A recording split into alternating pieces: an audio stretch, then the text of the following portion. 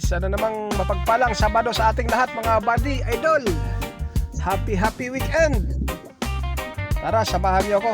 Punta tayo ng hardware para bumili tayo ng cylinder ng LPG saka yung ano niya, kalan. Bali, isang set na ang bili natin.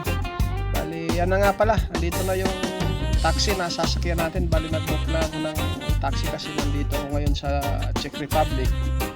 Dito sa D1 Road. Ayan, isa po yung driver. Sinasabi ko yung pupuntahan ko na hardware. Bali, malapit lang yun dito. Mga 10 kilometer. Simula dito sa pinagparkingan ko rito sa may gasoline station. Papunta doon sa hardware. Bali, nag-search na pala ako kung saan ako makakabili. Bali, yun ang rekomenda ni ChatGPT. Yun nga yung hardware na 10 kilometer lang. Simula rito, malapit lang. Bali, ang pangalan nga pala nung hardware na pinuntahan ko rito sa Czech Republic, yung UniHobby. UniHobby ang pangalan. Kaya, ayan, hinaantay ko lang si mamang driver matapos mag-yosi. At nag-yosi pa siya. Ayan, tapos na. Tatakbo na kami. Bali, malapit lang to. 10 kilometer lang, pero pag linakad mo medyo malayo-layo. Abot ka ng mga 2 hours. Kaya minabuti kong mag-taxi na lang, mag-book lang ng taxi at para mabilis.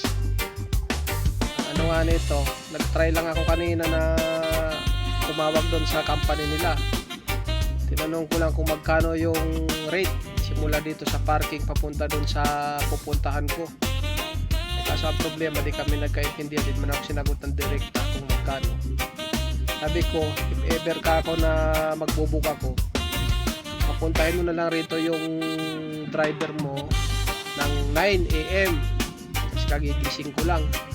Putek maya mga 7:30 pa lang nandyan na ang aga. Maliligo pa lang sana ako. Wala na. Sa magantay yung driver, kawawa naman. Nagbihis na lang ako. Madalian. Para di nakakaya sa driver magantay. Ayun na nga mga buddy. Dito na tayo sa hardware. Kung saan yung dito tayo bibili ng tangke. Tsaka yung kalan. Dito sa UniHobby. Yan. Tara, pasok na tayo. Natin kung meron nga rito kasi nagtanong tayo kay Kuya GPT. Ito yung recommended niya na malapit daw dito sa area. Kasi mahirap pag yung butin.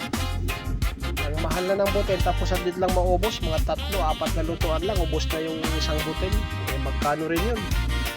Bumili ako nung nakaraan sa gasoline station, may nakita ko 7 euro yung isa. Magkano na yun? 7 euro na yun.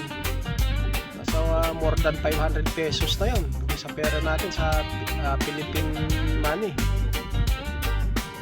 Samantalang kung bibili ako ng LPG, yung kagaya ng sa atin yung gasolito, yung maliit, medyo makakatipid kasi matagal maubos yun. Siguro kung ako lang naman, kasi madalang naman ako magluto sa LPG, siguro kung mga 2 to 3 months yun bago maubos sa akin. Pero yung plano kong bibilin yung 2 kilos lang. Kasi yung ganun, madaling ma-refill. Maraming mga sa gasoline station kaya sa Czech Republic, marami yan. Yan yung binili natin mga buddy. Bali, lang yan, 2 kilos lang. May laman na yan yung binili ko. Kaya dyan yan nakapwesto sa labas. Wala dun sa loob for security purposes ng yan. Kasi may laman yung tangke. Pwedeng ilagay yan doon sa loob ng hardware nila.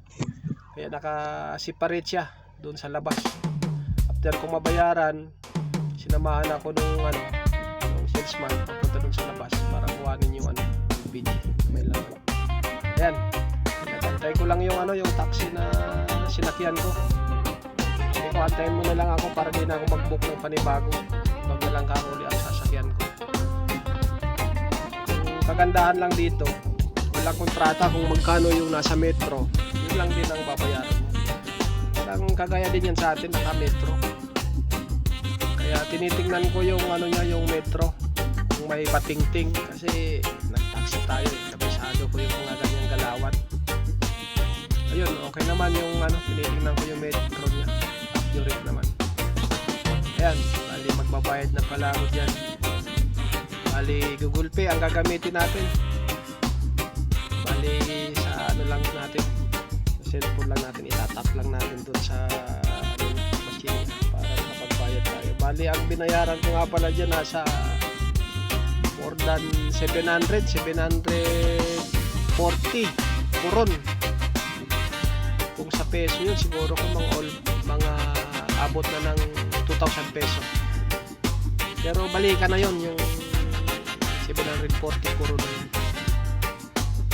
Hindi na masama kasi hindi naman tayo naglakad na. Saka malayo kung lalakarin. Saka at least nabili na natin yung gusto natin na ano, na lutuan para di na tayo mahirapan magluto. Kasi ang hirap yung ano, yung buting. Tipid ka lagi kasi mahal ang buting. Ito pag maubos yan, magkano lang refill yan? 200 kuron lang. Mura lang. Yun lang mga buddy. Salamat sa panonood. Napahaba yung vlog natin ngayon.